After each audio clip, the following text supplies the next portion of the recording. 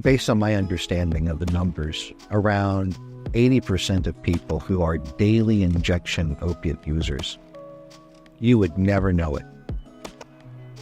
They pay the rent, they have jobs, they keep their stuff together.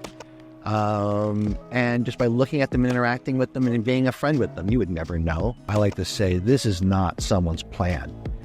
Ending up in this position where, say, you're unhoused and you're a daily chaotic drug user, this was, in all likelihood, a series of extremely logical choices that brought you to this place. That I challenge anyone else who had presented those same choices not to end up in exactly the same way. How can you not help but want, at least from my perspective, to live a life focused on compassion and empathy? And so when this opportunity came along to be able to engage in this type of work, it's lucky enough to get paid to do it. But like I said, I got started volunteering, and if a job opportunity hadn't opened up, I'd still be volunteering to this day. Being able to be a part of this has become the most meaningful thing in my life.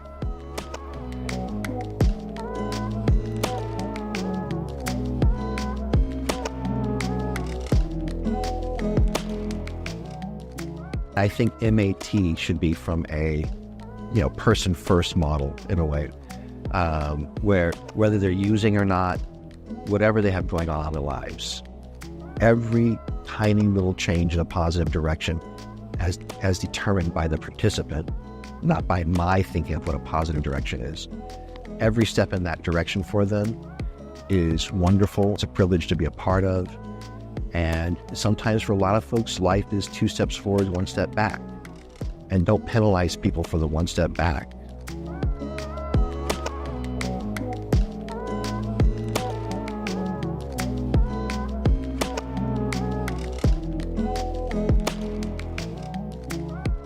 It means not trying to have artificial rules of accountability that are really there to try to impose whatever I think should be right behavior on the person in order for them to participate in what I'm offering, right?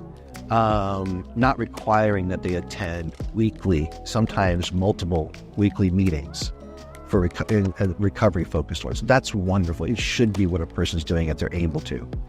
I like to think that my efforts have had a tremendous impact in my community. We've had, in just a little over 2 years, over 400 referrals in my program. Not all of those are people who then manage up staying forever, right?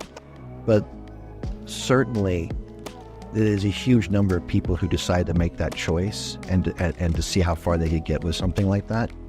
Many of which are still a part of our program and doing well today.